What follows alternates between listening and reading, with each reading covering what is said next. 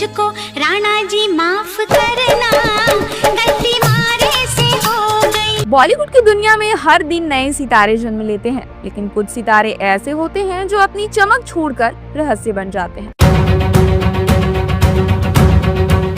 बॉलीवुड की दुनिया चमकती दमकती जरूर है, लेकिन इसके पीछे छुपे राज, साजिश और हादसे अक्सर किसी की किस्मत बदल देते हैं।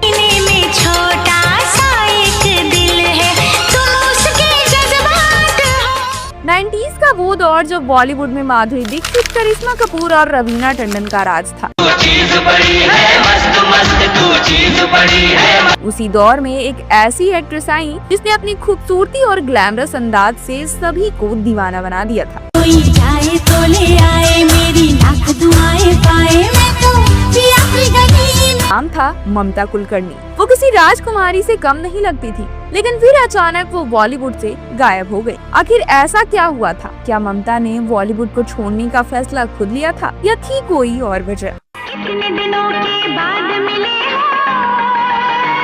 अब तक किसी को भी उनके बारे में कुछ भी पता नहीं था, लेकिन हाल ही में प्रयागराज के महाकुंभ में उन्होंने किन्नर अखाड़ा में शामिल होकर संन्यास ले लिया है। गेरुआ वस्त्र और रुद्राक्ष की माला ममता कुलकर्णी ने धारण किया और वो इस वक्त काफी सुर्खियों में छाई हुई हैं। तो आइए जानते हैं इस रहस्यमयी एक्ट्रेस की पूरी कहानी कि कैसे एक एक्ट्रेस से साध्वी बनी। मुझको राणा जी माफ करना, गलती मारे से हो गई। 20 अप्रैल 1972 को मुंबई में जन्मी ममता कुलकर्णी एक साधारण मराठी परिवार से थी। बचपन से ही उन्हें स्टारडम का सपना था। जब दूसरे बच्चे स्कूल में पढ़ाई कर रहे थे, तब ममता आईने के सामने खड़ी होकर फिल्मों के डायलॉग्स बोलती थी। छत पे सोया था बहनोई। सूरती और आत्मविश्वास देखकर हर कोई कहता कि लड़की एक दिन बहुत बड़ी स्टार बनेगी। परिवार ने उन्हें पढ़ाई पर ध्यान देने को कहा, लेकिन ममता ने ठान लिया था कि मुझे हीरोइन ही बनना है। आखिरकार उन्होंने मॉडलिंग शुरू की और धीरे धीरे उनकी सुंदरता ने लोगों का ध्यान खींचना शुरू कर दिया। एक मुंडा मेरी उम्र दा है, मेरी उम्र दा। फिर आया वो बड़ा मौका जब ममता ने बॉलीवुड में कदम रखा। 1992 में ममता को उनकी पहली फिल्म मिली तिरंगा, लेकिन उन्हें असली पहचान मिली 1993 में आई फिल्म आशिक आवारा से। ओ सनम तेरे आशिक हैं हम। यह फिल्म सुपर हिट साबित हुई। इस फिल्म ने ममता को रातों रात स्टार बना दिया। इस फिल्म के लिए उन्हें फिल्म फेयर का बेस्ट डेब्यू अवार्ड भी मिला। इसके बाद उन्होंने एक के बाद एक सुपर हिट फिल्में दी, जैसे कि करण अर्जुन, सबसे बड़ा खिलाड़ी, बाजी। इसके अलावा भी कई सारी फिल्में दी। दिल गायब है मेरा देखो, लेकिन जितनी तेजी से वो स्टार बनी, उतनी ही तेजी से विवादों में भी घिर गई।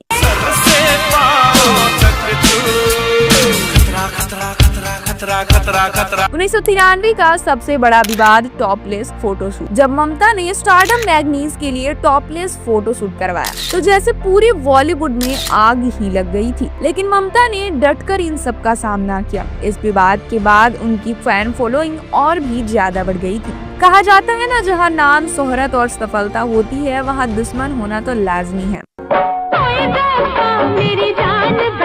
जब ममता अपने करियर के पीक पर थी, तभी उनकी जिंदगी में विकी गोस्वामी नाम का शख्स आया। वो एक इंटरनेशनल ड्रग माफिया था, जिसका नाम अवैध धंधों और अपराधों में शामिल था। ममता को उससे प्यार हो गया और धीरे धीरे उन्होंने फिल्मों से दूरी बना ली और खबरें आने लगी कि उन्होंने विकी गोस्वामी से शादी कर ली है और दुबई शिफ्ट हो गई हैं।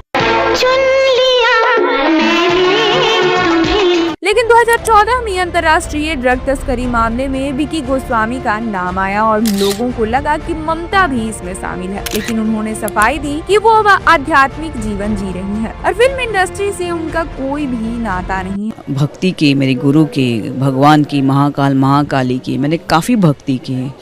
अपना वैभव जीवन त्याग दिया, बॉलीवुड त्याग दिया। उस तपस्या का फल महामंडलेश्वर की मेरे को उपाधि भी मिली है। 2016 में उनकी एक किताब ऑटोग्राफी ऑफ ए योगिनी आई, जिसमें उन्होंने दावा किया कि वो भगवान की भक्ति में लीन है। मैं प्रचंड चंडिके के आद्य स्वरूप हूँ। मैंने 23 साल की तपस्या की। कई सालों तक वो कहाँ थी, किसी को कुछ भी पता नहीं चला। लेकिन 2025 के महाकुंभ मेले में उनकी वापसी ने सबको चौंका दिया। उन्होंने खुद को आध्यात्मिक मार्ग पर चलने वाली सन्यासी घोषित कर दिया और किन्नर अखाड़े से जुड़ गयी।